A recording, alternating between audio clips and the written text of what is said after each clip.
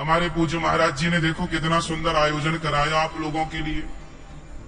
Helicopter से आप लोगों के लिए पुष्पों की वर्षा की, इतनी बढ़िया यात्रा निकाली आप लोगों के लिए। देखो संत ना होते जगत में तो जल जाता संसार। आज हम और आप यहाँ बैठ के भगवत चर्चा कर रहे हैं तो केवल संतों के कारण कर रहे हैं। जी महाराज, ये बात बिल्कुल सत्य है।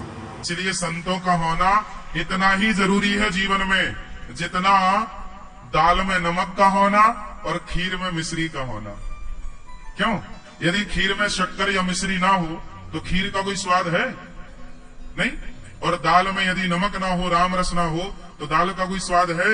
ऐसे हमारे जीवन में संत चरण ना हो तो हमारे जीवन का भी कोई स्वाद नहीं है। हमारा जीवन भी स्वादिष्ट तब बनता है जब संतों की कृपा होती है। इसलिए संत हृदय नवनीत समाना, संत बड़े परमार्थी, भेष धरे अवधूत, पर राम नाम का गोला छोड़े तो भाग जाए कौन? तो भाग जाए अवधूत, यमदूत।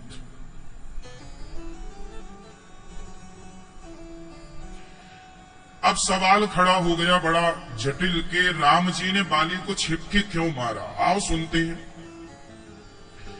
मैंने जब शास्त्र पढ़े, मैंने जब रामचरितमानस पढ़ी और जब मैंने पढ़ा, संतों के चरणों में बैठा, तो मेरे मन में ऐसा आया, मुझे लगा कि ये कारण है।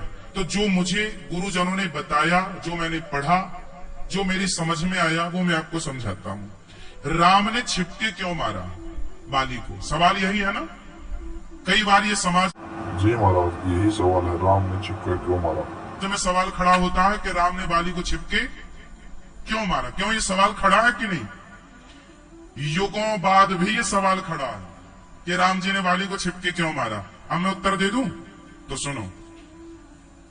बात ऐसी है कि राम ने सुग्रीव से की मित्रता। राम ने सुग्रीव से क्या कर ली? जोर से, मित्रता। अच्छा, राम और सुग्रीव की मित्रता कराई किसने? किसने? झाड़ी वाले हनुमान जी ने। भाई, राम की और सुग्रीव की मित्रता किसने कराई? हनुमान जी ने। हनुमान जी ने कराई। हनुमान जी ने मित्रता करा दी। और मित्रता कैसी? जो न मित्र दुख होहि दुखारी, तिनहि विलोकत पातक भारी। रामचरितमानस में लिखा है इसी प्रसंग में कि मित्र कैसा हो? जो मित्र के दुख से दुखी हो और मित्र के सुख से सुखी हो, वही ना मित्र है। अच्छा, राम जी ने अपने मित्र से पूछा, सुग्रीव तुम यहाँ जंगल में क्यों रहते हो? तुम्हारी पत्नी कहाँ? तब पूरी मैं दानव की कथा सुना दी।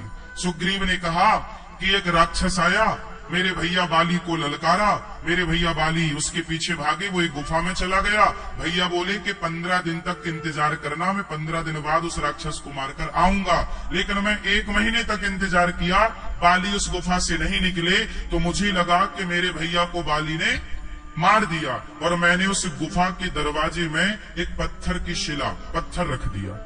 और जब मैं किष्किंधा आया तो किष्किंधा के लोगों ने मेरा राज्य अभिषेक कर दिया और मुझे राजगद्दी पर बिठाया। और जैसे ही मैं राजा बना तो भैया बाली आ गए और भैया बाली ने मुझे खूब मारा। मेरी एक ना सुनी, मैं कहता रहा पर वो ना सुने। इतना मारा कि प्रभु मैं मरने वाला था, तब मैं भाग करके यहाँ ऋष्यमुख पर्वत पे आ गया है? जी महाराज।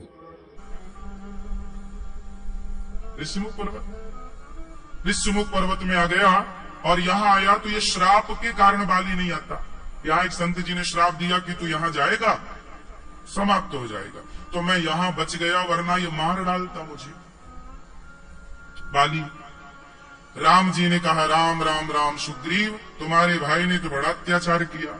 अच्छा ये बताओ, सुग्रीव और बाली की लड़ाई में गलती किसकी थी? किसकी गलती थी महाराज जी, आप बताओ। उत्तर दो। सुग्रीव और बाली की लड़ाई में गलती किसकी थी? सुग्रीव की या बाली की? उत्तर। मैया क्या बोलती तू? क्या उत्तर है? सुग्रीव और बाली की लड़ाई में किसकी गलती थी? हैं? अच्छा भैया बताओ, भैया दादाजी बताओ, कौन गलत है? कौन? बाली की गलती है। क्या गलती है? बाली की गलती यह है कि उसने सुग्रीव की एक ना सुनी, जबकि सुग्रीव से बाली ने कहा था कि तुम 15 दिन इंतजार करना, लेकिन बेचारा सुग्रीव कितने दिन इंतजार किया? 1 महीना। अब सुग्रीव ने तो बेचारे ने 1 महीना की, उसे लगा कि मर गया होगा। तो जब मर गया तो वो आया तो उसे जबरदस्ती राजा बना दिया। मारने के पहले एक बार सुग्रीव को, अब बाली को सुग्रीव का पक्ष तो सुनना था ना? नहीं ना, नहीं सुना तो लड़ाई हो गई।